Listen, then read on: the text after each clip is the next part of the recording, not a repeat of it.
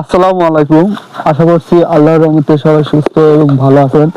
অনেক খামারি ভাইরাই কিন্তু যেহেতু এখন শীতকাল সেহেতু সকালে গরুকে পানি দানাদার খাদ্য ঠিক টাইমে খাওয়ায়, কিন্তু বিকেল টাইমে এসে সন্ধ্যার আগে কিন্তু আসার পরপরই অনেক খামারি যারা বাড়িতে দু একটা করে গরুর মোটা তাজা করে তারা কিন্তু পানি খাওয়ায়।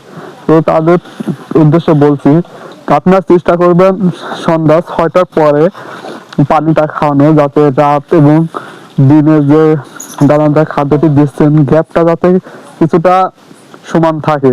তো আমার এখানে আছে গুড়ি এবং ভুসি, দুটো একসঙ্গে মিশ্রয় করা আছে আমার।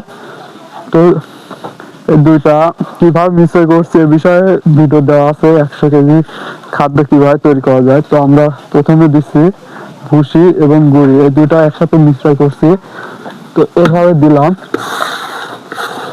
প্রথমে দিতে হবে ভুসি এবং যাতে পানিটা দরদরে হয়। পাশাপাশি দিতে হবে আপনার ভুট্টা।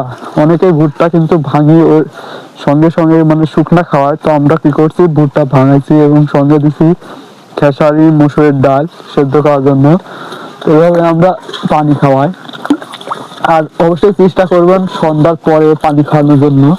আর আমার ষাঁড় গরুটিকে কী কী দানাদার খাদ্য দিচ্ছে আজ আপনাদেরকে লাইভ আকারে সরাসরি দেখাবো।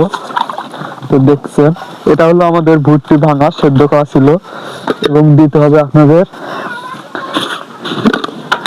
এটা কি অবশ্যই আপনারা বুঝে ফেলছেন, এটা হলো সর্ষের খোল।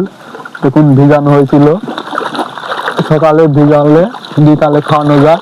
আর বিকেলে এখন যে সন্ধ্যার সময় ভিজাবো, এটা সকালের জন্য আবার ভিজিয়ে রাখবো।